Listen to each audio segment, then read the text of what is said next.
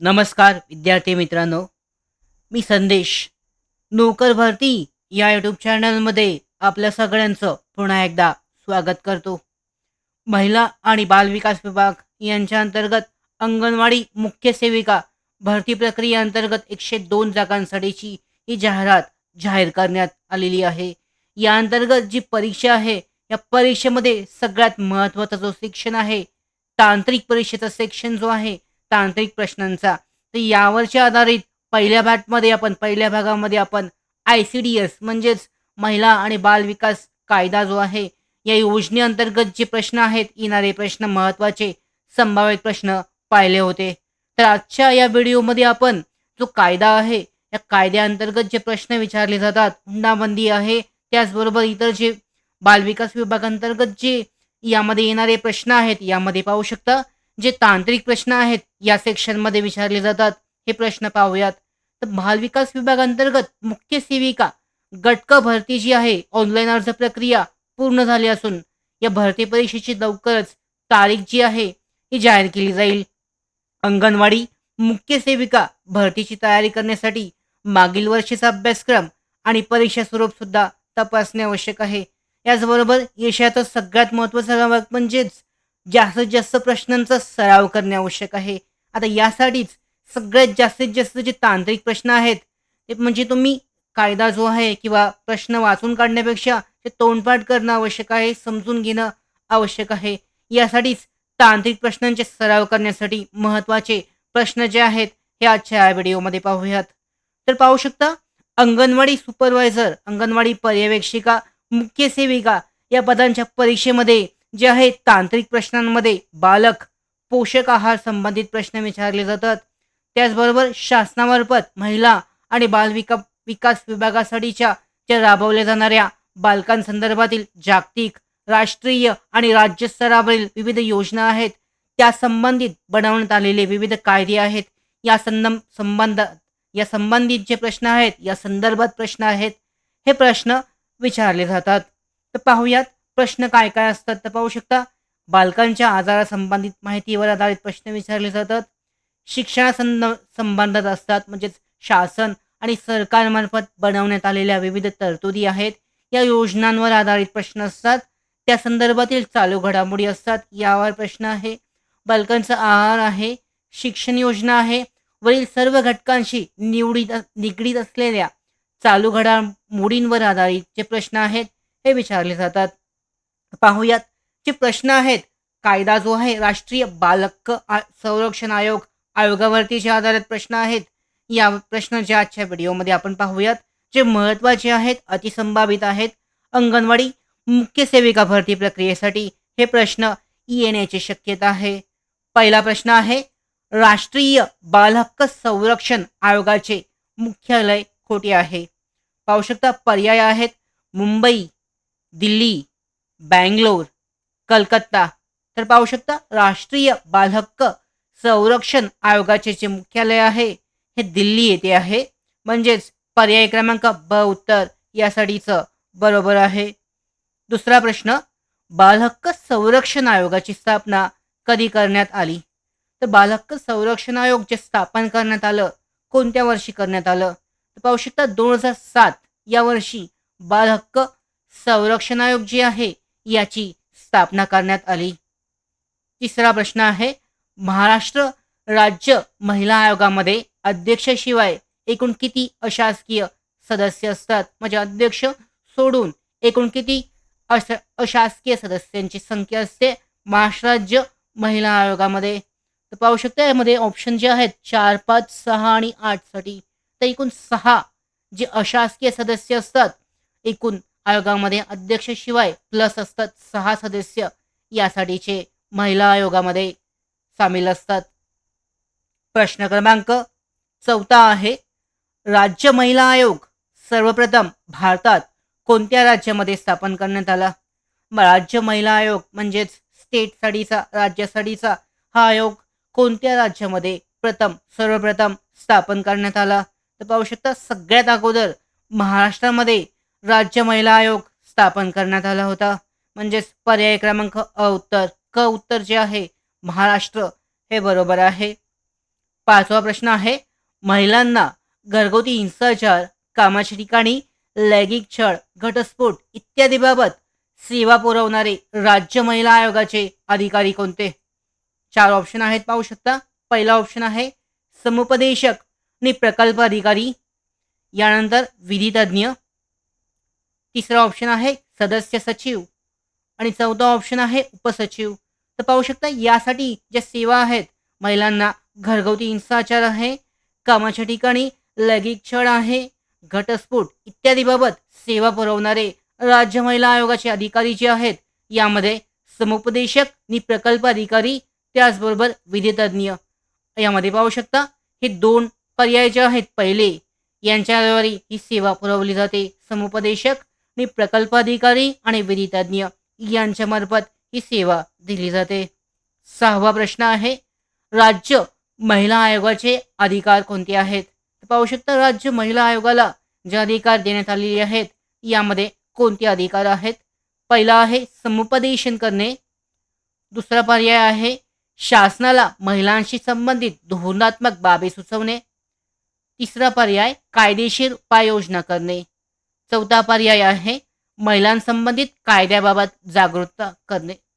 पाहू शकता सर्व जे आहेत यासाठी बरोबर आहे. यांच्याद्वारे अधिकार जे आहेत, राज्य महिला आयोगाला समुपदेशन करण्याचा अधिकार आहे, शासनाला महिलांशी संबंधित धोरणात्मक बाबी सुचवण्याचा अधिकार आहे, कायदेशीर उपाययोजना करण्याचा अधिकार आहे, महिलांसंबंधित कायद्याबाबत जागरूकता करण्याचा सुद्धा अधिकार आहे. पुढचा प्रश्न, सातवा प्रश्न आहे, राज्य महिला आयोगाची स्थापना कोणत्या वर्षी करण्यात आली? तर राज्य महिला आयोगाची स्थापना जी आहे ही करण्यात आलेली आहे, तर कोणत्या वर्षी? पाहू शकता चार ऑप्शन, 1992, 93, 94 आणि 95. तर 1993 मध्ये राज्य महिला आयोगाची स्थापना करण्यात आली आणि पाहू शकता महाराष्ट्रामध्ये सगळ्यात अगोदर राज्य महिला आयोग स्थापन करण्यात आलं होतं. आठवा प्रश्न आहे, महाराष्ट्र राज्य महिला आयोगाचे अध्यक्ष व प्रशासकीय सदस्यांचा कार्यकाळ किती असतो? आता महाराष्ट्र राज्य महिला आयोग जे आहे हे निवडून आल्यानंतर त्यांचा अध्यक्ष आणि प्रशासकीय सदस्यांचा कार्यकाळ हा पाहू शकता एकूण 3 वर्षांचा कार्यकाळ यासाठीचा असतो. म्हणजेच पर्याय क्रमांक अ उत्तर यासाठीचं बरोबर आहे. एकूण 3 वर्षाचा कार्यकाळ जो आहे अध्यक्ष आणि प्रशासकीय सदस्यांचा असतो. पुढचा प्रश्न आहे 9वा प्रश्न, महाराष्ट्र राज्य महिला आयोगाचे पदसिद्ध सदस्य कोण आहेत?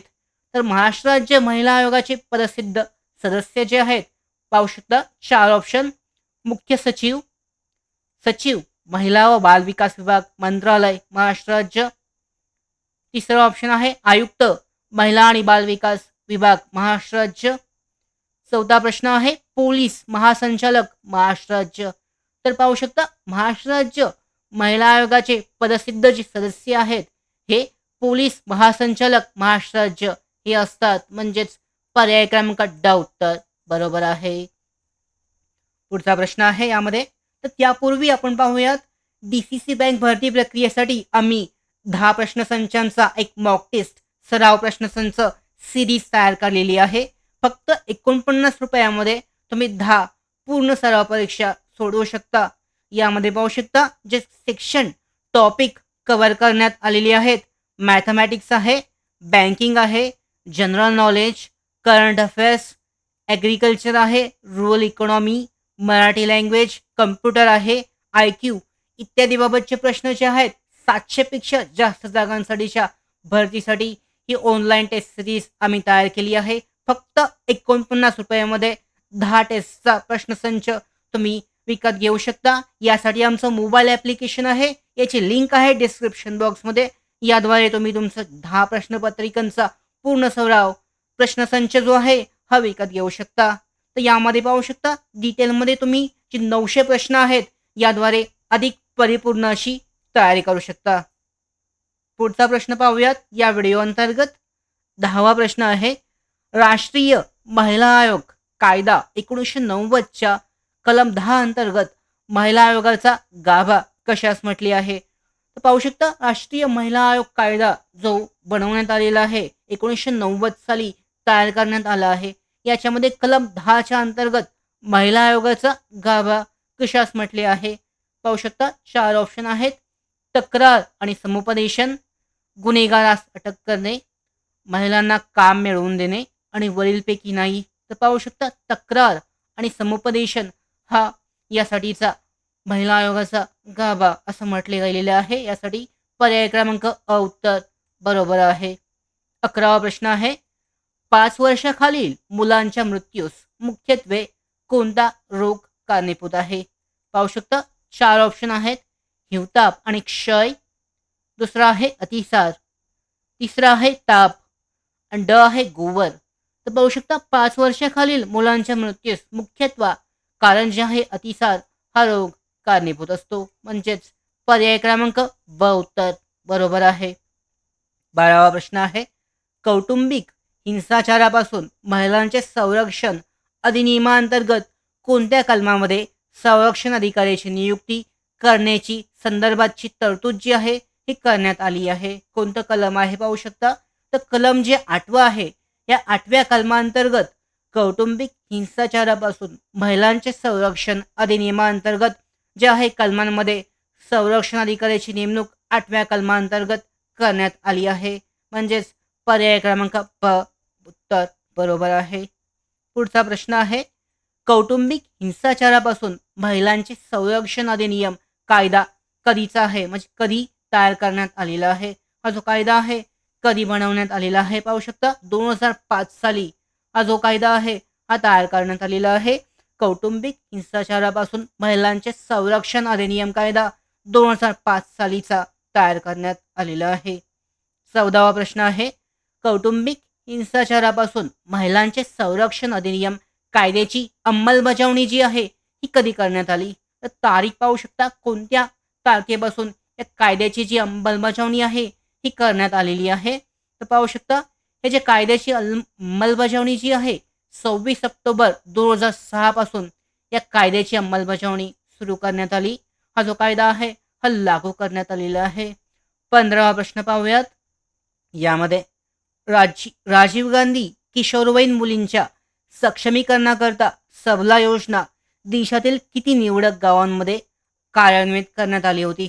तर पाहू शकता ही जी योजना आहे राजीव गांधी किशोरवयीन मुलींच्या सक्षमीकरणाकरता सबला योजना देशातील किती निवडक निवडक गावांमध्ये कार्यान्वित करण्यात आली? तर पाहू शकता यासाठी उत्तर आहे बरोबर 205 गावांमध्ये ही जी आहे योजना कार्यान्वित करण्यात आलेली होती देशातील.